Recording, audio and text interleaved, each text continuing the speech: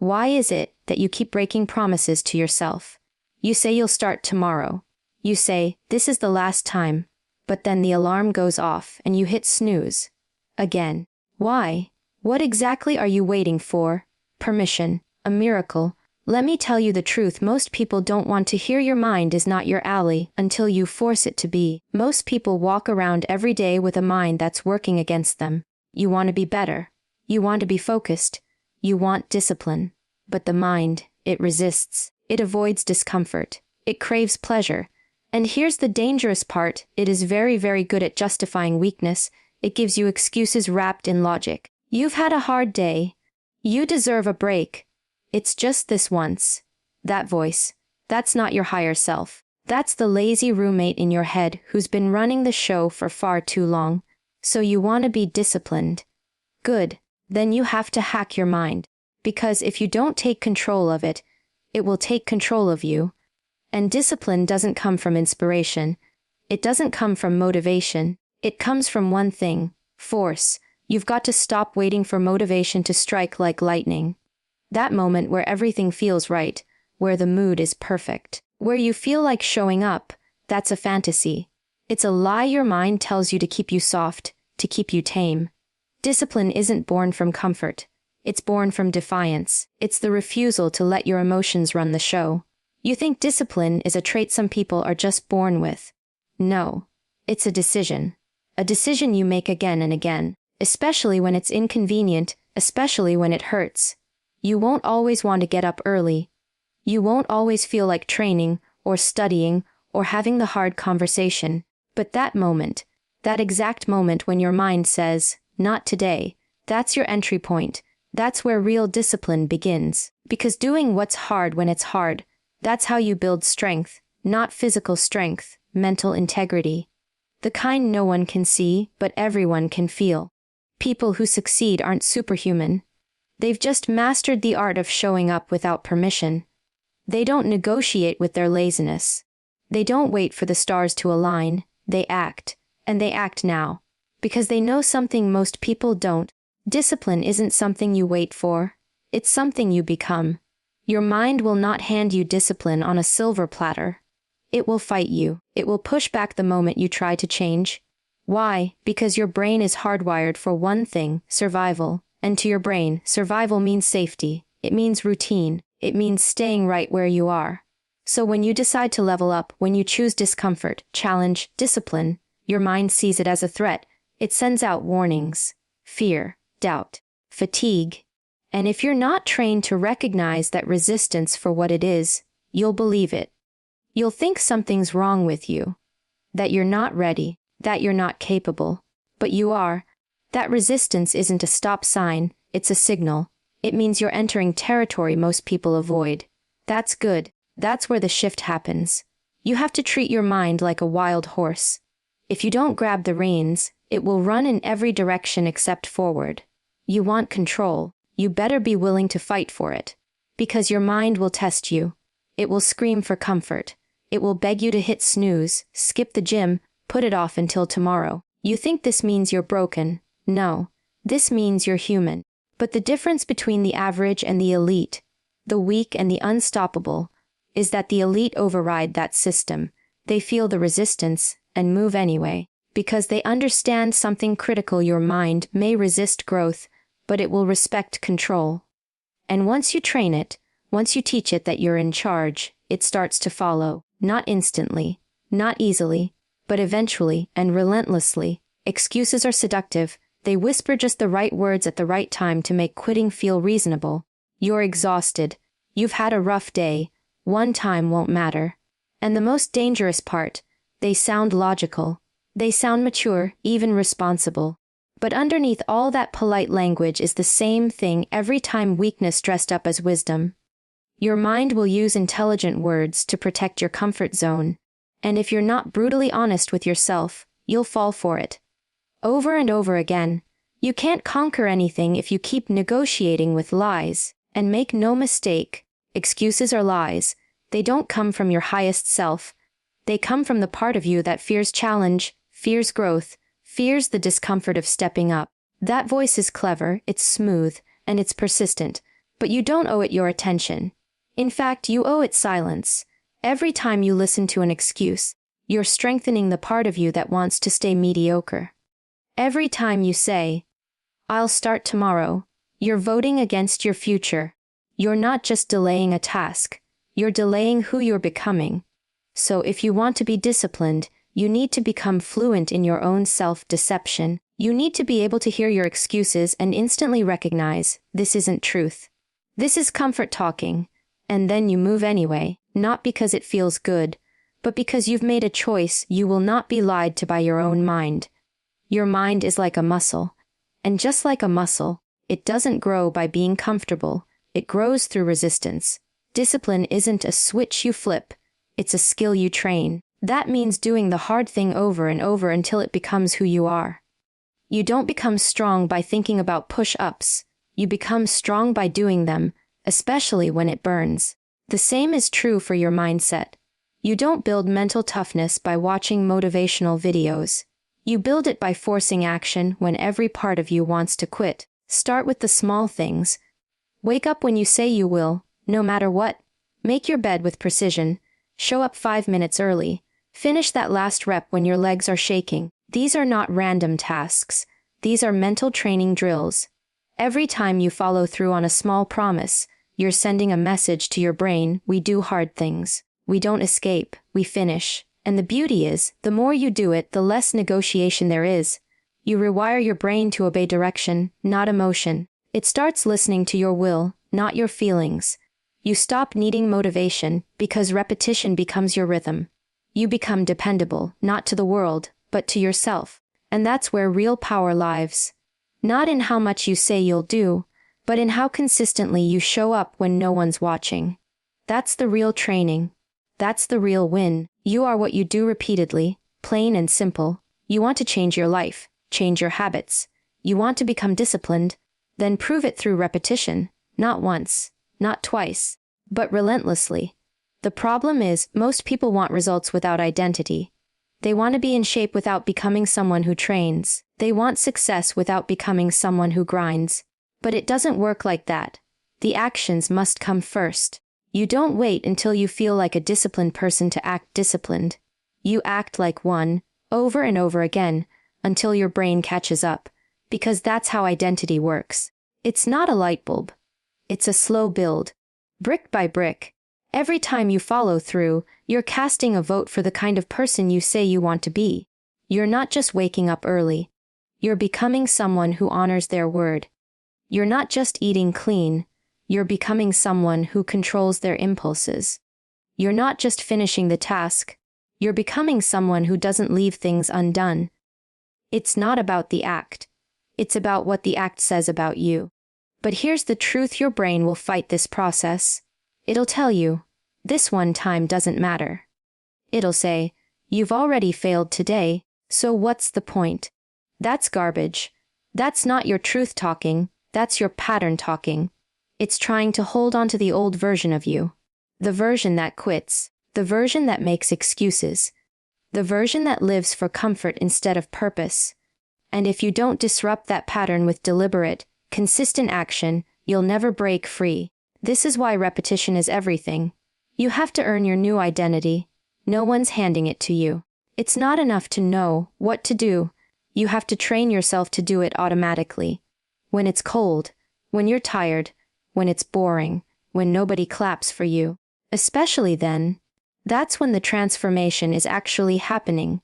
When the world is silent and the only thing guiding you is your own standard. Most people sabotage their growth because they want to feel different before they act different.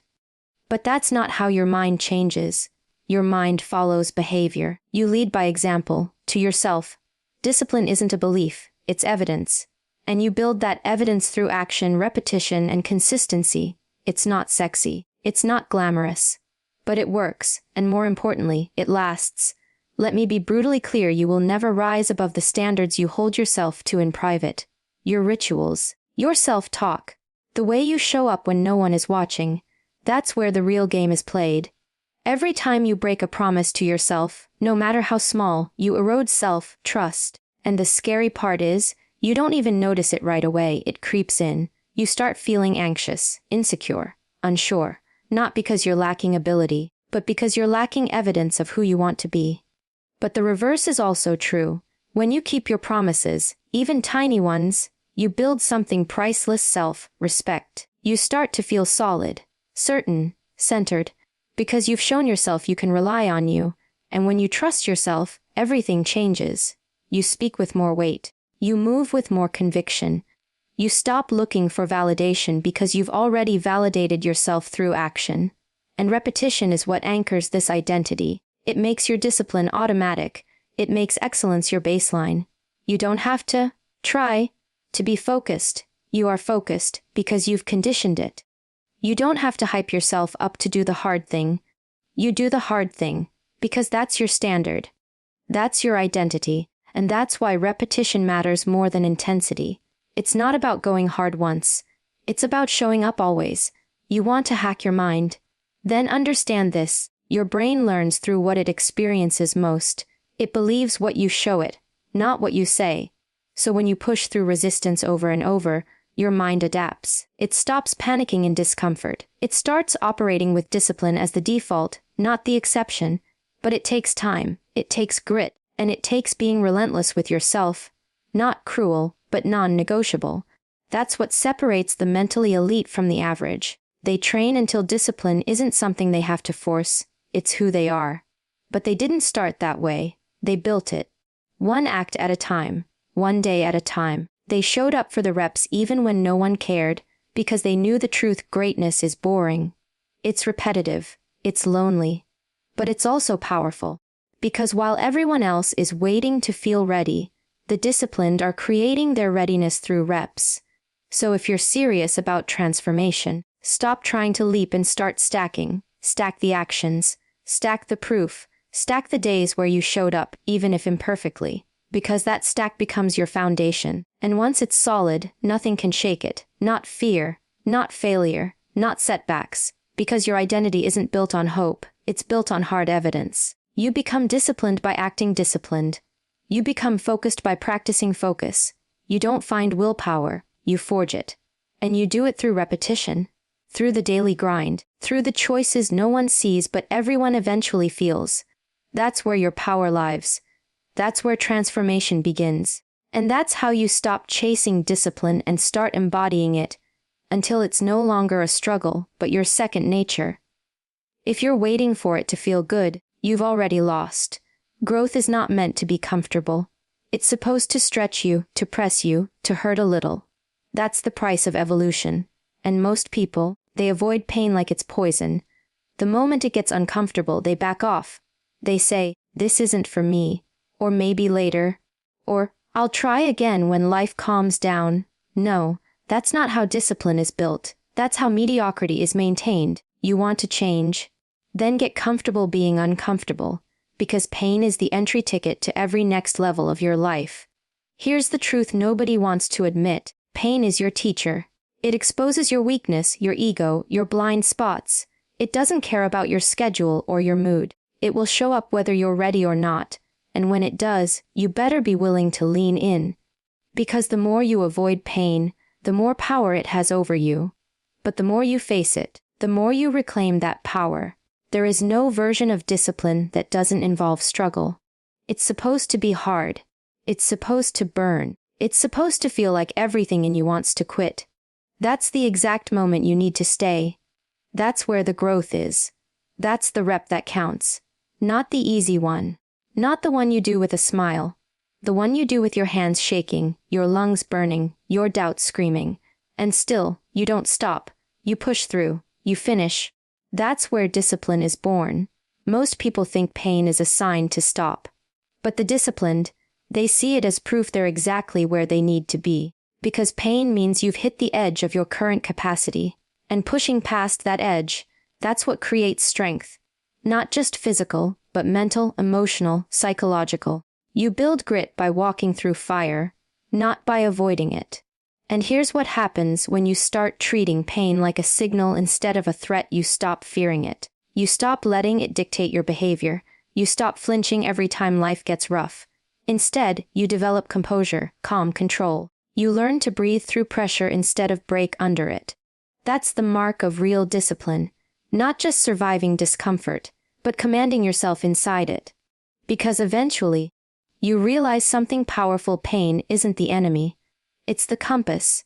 It's what separates people who want change from people who create it. You don't get to be elite by escaping struggle. You get there by earning it, by taking the pain and turning it into fuel.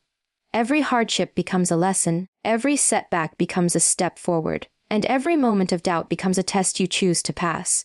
So if it's hard, good. If it hurts, good. That means it matters. That means it's real. That means you're not stuck. You're being shaped. And when you learn to associate pain with progress instead of punishment, that's when you become dangerous. That's when nothing can stop you. Because now, the thing that used to break you, it builds you. The pressure that used to paralyze you, it sharpens you. And the pain that used to make you run, it becomes your training ground. That's how you grow. Not by avoiding pain, but by using it. Let it toughen your mind. Let it harden your focus. Let it remind you that you're alive, you're in motion, you're in the game. Because the disciplined don't fear pain. They respect it, they welcome it, they master it, and that's how they win, not just once but every single time. Routines are fragile. You miss one day and suddenly everything unravels. One bad morning turns into a bad week. One skipped workout becomes a lost month. That's the problem with routines. They're mechanical. You follow them when it's convenient, but they collapse the moment life gets messy. That's why the disciplined don't rely on routine. They build rituals. Intentional, meaningful actions that anchor them no matter what's happening outside. A ritual isn't just a task. It's a commitment. It's a statement of who you are and what you stand for.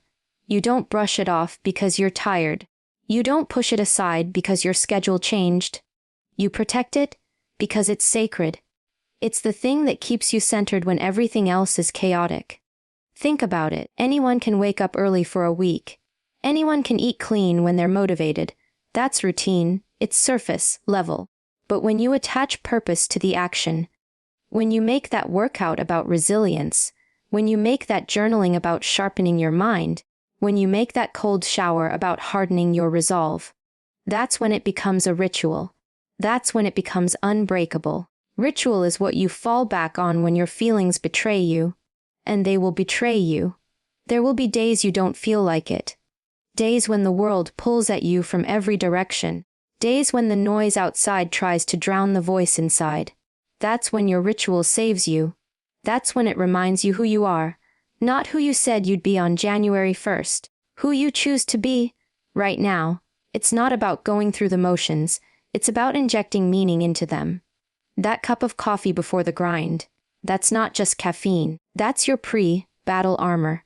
That quiet 5 minutes alone in the morning. That's not luxury. That's mental recalibration. That workout. That's not fitness. That's proof that you don't back down. You're not just building habits. You're building identity. And here's the key: rituals don't depend on motivation. They depend on intention. You don't wait until it feels right. You decide that this matters, and then you follow through no matter what. That's what makes it powerful. That's what builds discipline you can trust under pressure. Ritual makes the action shakable because it's no longer optional. It's who you are. It's what you do. Full stop. So stop asking, what's my routine? And start asking, what are my rituals? What are the things I do that I will never negotiate with?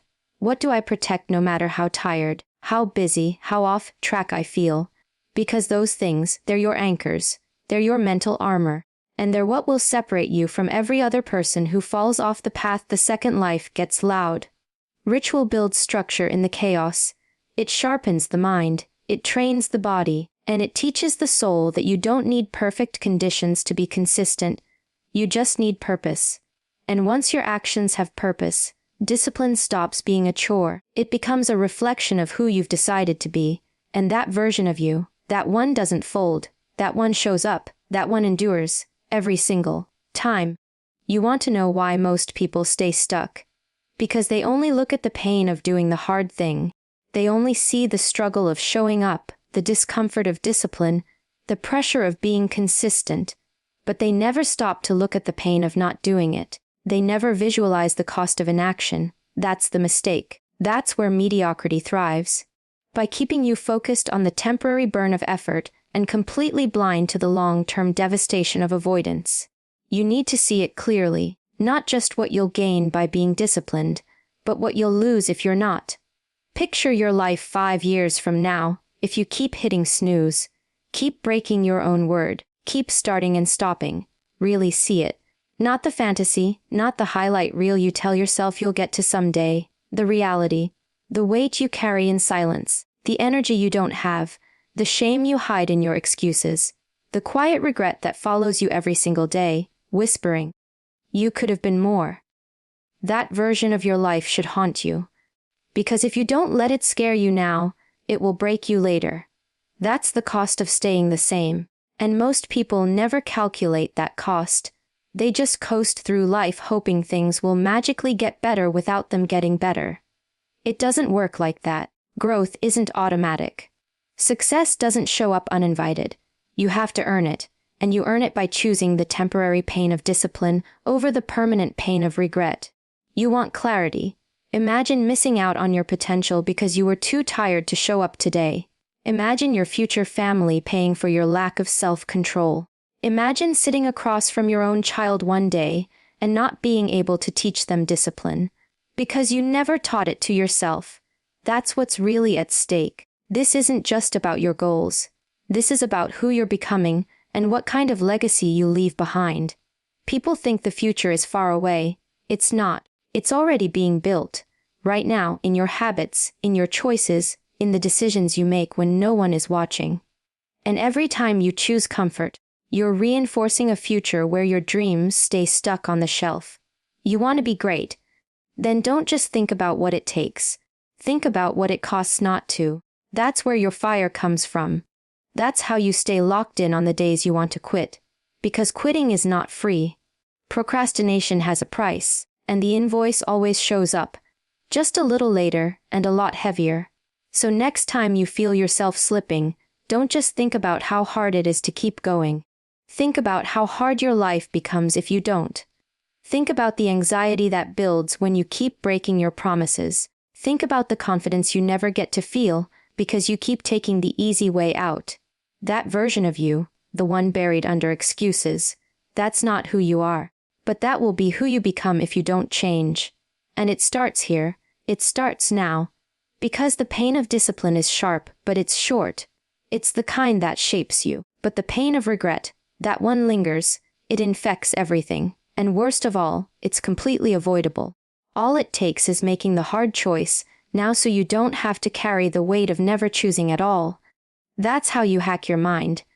You let your future hold you accountable. You make it so real, so vivid, that giving up is no longer an option. It's a betrayal, not just to your goals, but to yourself.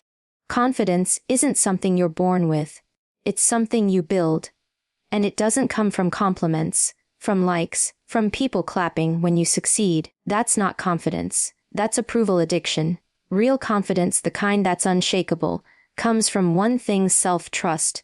And self-trust only comes from self-discipline. When you say you'll do something, and you do it, that's where your power starts to grow.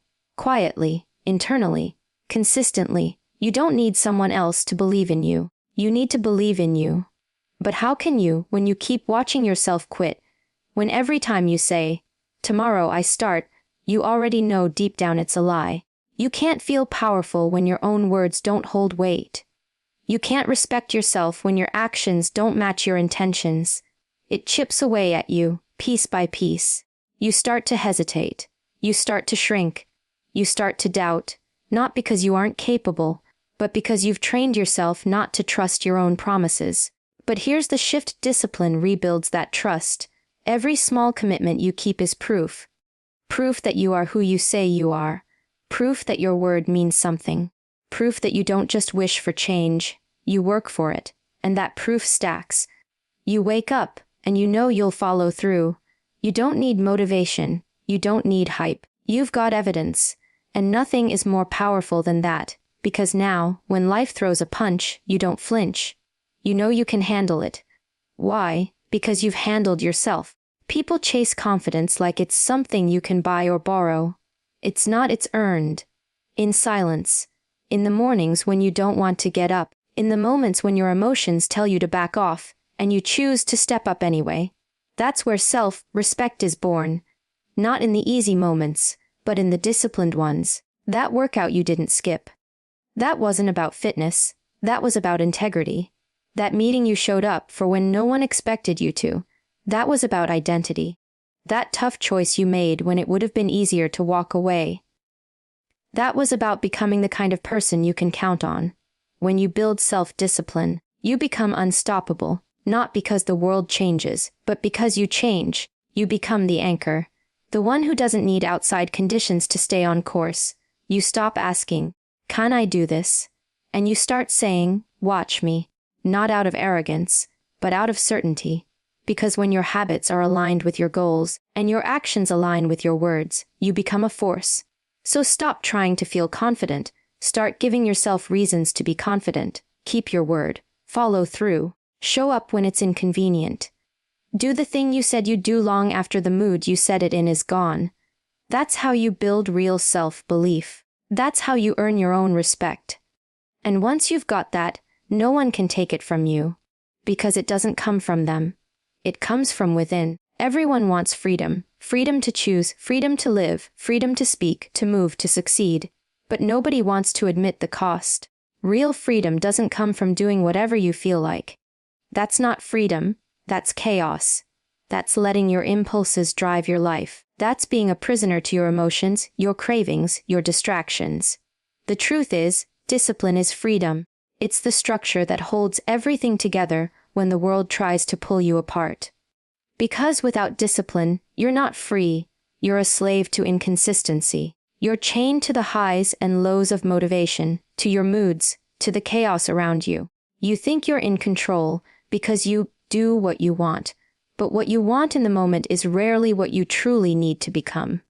And if you keep following those momentary desires, they will cost you your future. Every skipped workout, every blown deadline, every time you choose the easy path, those choices become your cage. But when you build discipline, you build internal authority. You stop being reactive. You stop being at the mercy of your feelings. You take back control. You tell your mind where to go. You tell your body what to do. You make your actions serve your goals, not sabotage them. And that control, that command, gives you something most people never experience: peace. Peace that comes from alignment, from knowing you are not ruled by impulses but guided by purpose. You want freedom. Wake up on time. Show up every day. Say no when it's tempting to say yes. Say yes when your fear is screaming no. That's freedom. The ability to make the hard decisions that serve your higher self. The freedom to create your life, not react to it. Most people are just drifting. They're pulled in every direction by urgency, by emotion, by convenience. That's not living. That's surviving. But the disciplined, they move with intention. They speak with conviction. They're not perfect, but they're consistent, and that consistency gives them options. It gives them leverage. It gives them power. Because they're not wasting time fixing what their lack of discipline broke. They're not spending their energy trying to escape consequences. They're using their energy to build something meaningful. They don't need to escape life because they're in command of it. And here's the truth: freedom without discipline is a lie. It feels good for a while, until the weight of your own neglect shows up, missed opportunities, broken dreams, emotional chaos, and suddenly, you realize that what felt like freedom was actually just avoidance. Discipline is what protects you from that. It doesn't limit you, it liberates you. It gives you the clarity to focus, the resilience to endure, the mindset to rise, and that kind of freedom, that kind of internal control, that's the most powerful form there is. Because no matter what happens around you, you own yourself, and that changes everything. You don't need another motivational quote. You don't need another plan, another book, or another perfect Monday to start over. What you need is to decide, right now, that the version of you that keeps hesitating, quitting, and negotiating is done. You need to draw the line, not tomorrow, not when you feel ready, now, because discipline isn't something you're hoping for, it's something you become. Through the grind, through the discomfort, Through the unglamorous, repetitive choices that no one sees but everyone will eventually notice. Your mind will fight you. Your emotions will tempt you. But you are not your feelings. You are not your doubts. You are the force that directs them. So stand up. Cut the noise, lock in, and move like someone who's already won. Because you're not building habits. You're building a legacy. And that legacy starts the moment you stop waiting and start choosing discipline over everything,